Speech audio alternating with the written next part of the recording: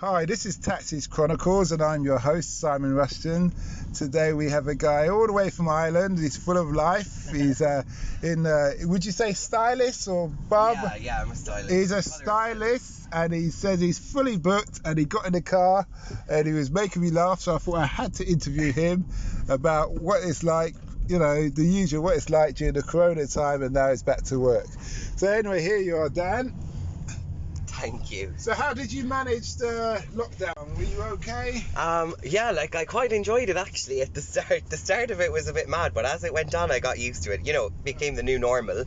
It was good. I kind of was loving being off work. Okay. It was tough though, no money, you know. Oh, no, I'm self-employed. Oh, you're self-employed. So I had to, I'm only newly self-employed since June, so I wasn't entitled to anything, so I had to go on the dole on universal credit. Yeah, no, it was fine though, Okay. but like it barely covered the rent, but look, it is what it is. Yeah. Beg, borrow and steal off everyone around you know. Yeah, I hear you. Well, at least it's kind of over now. Yeah, well. People can find their second forms of employment.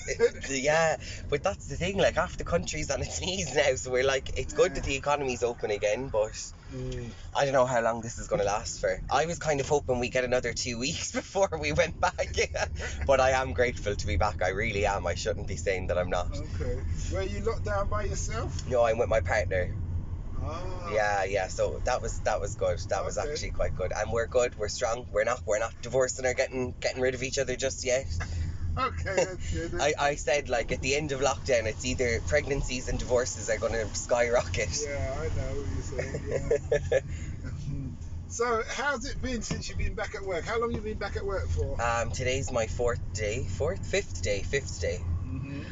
Yeah, it's good. It's mental. People are actually happy though. So compared to before, like a lot of people would be very picky, which is fine. Like obviously people are picky about their hair, but now they're just happy to be in the salon, I think, and not at home. So it's a lot easier. I was anticipating that a lot though, going back to work. But no, it's good. It's good. And the social distancing, is that coming into effect, or is it just like, forget it, let's just get this done? It's hard, like, because I think, you know, if you're trying to do someone's hair, you can't really do that, can you? We're trying though, but like amongst the staff, like we were told like we shouldn't be, and we're just like, fuck that, like, we'll eat lunch together in the room, it's fine, like, what can you do? Like, I'm not gonna stand there against my colleagues and be like, I don't want to stand beside you, like they've got a disease or something, you know what I mean? It's just, I get it, like we need to protect ourselves, but I just think, like, I don't know, if we can get immunity, like, a bit. I'm not taking no vaccine, like, I'm not getting no vaccine. Do you know what I mean? I'm with you on that. I'm not getting a vaccine. And I'm not an anti-vaxxer. Like, I believe getting the MMR for your kids and all that's very important. But we don't know where this, like, you know, a vaccine now, who's going to take that? It's going to be cancer patients, older people, HIV patients, people that are going to, like, possibly be gone in the next 15 years. And you need 20 years to see the full results of a vaccine. So I'm not going to be no one's guinea pig. Thanks. Well, on that note, you can hear what they're trying to do. They're trying to do it, test people in Africa, which I saw that. My community is not happy about. No, well, we're really pissed. But everyone should be pissed about the governments are selling us out. The African governments are selling us out in certain countries, not all of them, but such is life. I just can't, like, I don't know, this shit, like, I think you get immune to it, and you just accept that this is like the flu. It comes in different strands. Yeah. Some people will die, but the life will go on. I think it's mainly like vulnerable people or people that don't really know they have an underlying issue, or I think though as well, like so if you get it, you apparently have immunity for 3 months. So think of it this way, in those 3 months you're going to be surrounded by it still going into your body. So then by the time it leaves you, the immunity, and it comes back, you're surely not going to have the same, like, you know what I mean? It's not going to come back and hit you as hard. So like for us, when we're 80, we won't die from this because we've been around it for so long. It's the people that are old now that it's new to them. I don't know. Now, in saying all that, do you think it's possibly man-made? Oh, I believe China did it, yeah. Now, I heard... I don't want to say China. I'm not hating on Chinese people. Let's get that straight. No, but like, if you say China, that's not Chinese people. That's the government. Yeah, of course. It's a communist country, like, and... I personally think, because China, I don't think China won't benefit from this. They hold the world economically. So I think it's more the Americans. But then I was told that it was a combination. I was watching one of these YouTube videos where one of these professor who worked with the doctor guy who speaks for America on the foreign side. She used to work for him. She says it was actually America and China did it together. Wouldn't surprise me. Trump is an absolute animal of a man. I don't think it's Trump though. You know why? Because Trump hasn't been in office. What? He's maybe four years, maybe. Yeah. In that time, when you step into office, it's like you go to a new salon. You got to get to grips of who's who, what's going on. Blah, blah. That's a year or 2 years. You haven't got that time to sort out all that kind of build an academic and all that kind of thing. What has is big business. But see, if you look, always finances these things. But like China opened their economy like months before any of us, and they then all of their stocks like went straight through the roof, like because they were taken again, and the rest of us then were left to pick up the pieces, you know. And like how long we saw this coming over the hill, that they were saying, like they did say, like, I know, we have had an outbreak, we're containing it, but like they weren't containing it, because look at the world now. How the hell did it get to Sierra Leone? And like how did it get to like the depths of Africa, South Africa, like from China? Please, like how did that happen? My personal thing is on the African thing is that I reckon a lot of the governments are just saying they've got it so they can get funding. Okay, fair. Okay, because that's they fair. say the virus doesn't survive in certain heat. Yeah, well, that's the thing, innit? So think about I used to live in Kenya, Mombasa, and it's really hot there. You can fry an egg. So you can't tell me that people walking around with the corona. It doesn't make sense. That's what I thought though, because I'm like, it makes sense in colder countries. Yeah. I don't know. And America then has like the highest case. I don't know. But then Americans got incentivized by the hospitals, incentivized by the government, because the government said if you have a heavy corona case, you get what? $33,000 if they die, and $14,000 if they're deemed to have it.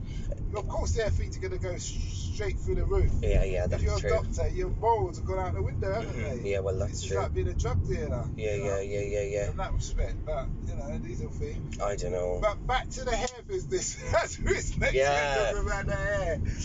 So, have you got any clients that are really worried when it comes to like, please don't stand too close to me, or they just like get on with it? No, I think, to be honest, right, we're an independent salon. I've been looking at other salons, I won't name anything, but big salons in London, and they're not, like, none of their clients have to wear masks coming in. The stylists are standing there with a plastic thing over their face, but like, if you ask me, there's like, the virus can go underneath the mask, like, anyway, whatever. Everyone has to wear a mask, everyone's temperature checked coming into the salon, you've hand sanitizer, I'm wearing a face shield, they're wearing a mask, like, we don't give them anything, so we don't touch them until I'm touching their hair. So like, they get a plastic bag with their gown in it, they have to put their own gown on, they have to sit down, we sanitize the section before and after they come in. It's very, very extreme, but this is what we do. All of our stuff is throwaway, so we've got compostable towels, compostable gloves, like all of that, they're all one use, they're all put away into the bin afterwards. The gowns then are washed every night. That sounds very expensive, and like you're not seeing as many customers as you normally would then, because of the time, you're losing time. That's the thing, yeah. And so what we're doing is we've only got 6 people in a 9-section salon every day. And so that's kind of like leaving a bit of free room. We're literally like stuck to exactly what the person is coming in for. So if they want like a little something extra, usually we'd be able to do it. Now we can't. Now we have to say you can only have this. But like, it's fine. I think people are anxious. I'm anxious. I'm sure you're anxious. Like, you know, my anxiety is totally different compared to what it was 11 weeks ago. And I'm okay, though, to be honest. Hey, well, that's good. Fair play to you, though. I've driven throughout this whole time. But that's probably helped you. I was off. And I felt like no fucks given off Boris, like, sorry for using language, but like, I was left in the dark with no money, like, and that was very stressful, you know. I'm almost 30, like, and I had to borrow money from my mother. Do you know what I mean? My mother's 60, like, and I'm telling her, like, you need to enjoy your life, and I'm like borrowing money off her to pay my rent. Yeah, I know what you're saying. It's not calm, like. You know what the truth of the matter is for this situation?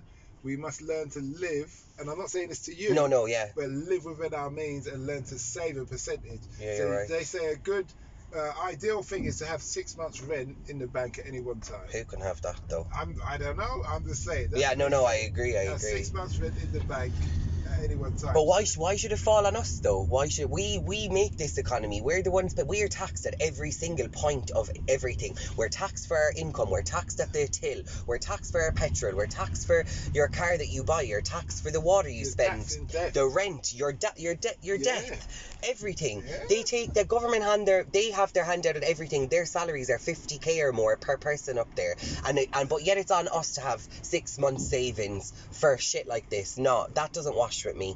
I don't think that what we're doing with governments is right anymore. We need to like figure out a new way to live in a country. Like, I'm not saying communism is right either, but like there's aspects that help that are totally good for the people. totally. Look at Cuba. Like, I know it's been like left in a state of like whatever for 60 but years. That's not Fidel's fault. No, it's not. That's America's fault. Yes. It's causing problems. If they let him do what he's meant to do without intervening, yeah, he would. People would be well up in the world. Trust, they would. I always say that to people when they start criticising governments from developing countries or poor countries. I say, wait a minute. Oh no, yeah, if you lot weren't involved in their business, then you could judge them. Oh, but that's the thing, innit? Like, you weren't putting sanctions on them, you could judge them, but you're causing problems for them. It's just because, like, I just feel bad for Che Guevara, like, probably spinning in his grave over what happened. Do you know what I mean? Yeah. Now, like, and it is. I'm not like I'm not saying like I'm not criticizing Fidel at all, but because I am aware, I do know what's going. I'm a little bit woke to the world, but I just think like it's not working. It's not working. We're all handing out taxes and like I don't know. I just what gets me, and it just really affects me. They're taking £420 out my pay, out my money every month. Because of this congestion charge. Yeah. Because they said we need to get our money back, and I said, what money back? It was our money in the first place. Yeah, exactly. It's for emergency. Yeah. The emergencies happen. No, you just carry on as normal. You don't need to get money back. Yep. Yeah. And who do we owe this debt to? The whole world collectively owes 7 billion debt. Do we owe it to the Mars or to the moon or what? Because I'd love to know where where we owe it to. The collective world debt is 7 billion or 7 trillion? It's probably trillion. Where do we owe it to though? Because I'm mad to know that. If they can tell me the man that lives on the moon that's given us all this money, that's great. Like, you know what I mean? Because it's bullshit. Like, it's absolute bullshit. Yeah. And I'm just sick of it. Like, I'm sick of I feel like, you know, there's people that study psychology on how to sell us things and make us want things. We feel bad because we don't own certain things. We're chasing this, like, dream of owning a house and owning a car. And for what? Like, do you know what I mean? It's crazy, like. I understand. It's crazy. Yeah, it's all... And big businesses never have to have their rent. And you're bailing out businesses, and these CEOs and people give themselves high dividend payouts. They should have you should have left those big businesses to... But where's your bailout? Where's my bailout? Like, I owe my landlord like £400, like, do you know what I mean now? And that's very little compared to a lot of other people in London right now. £400 is very small. I don't know how I'm going to pay my rent this month, if I'm going to even be able to make up the £1,200 that I owe. That's without bills and council tax and everything else added onto it, you know. And like, I've no bailout because I'm not a big fat cat up at the top of it. I can't just get that money or steal it. We need to purge. Well, this is it, like. They need to go around and just slaughter all the government.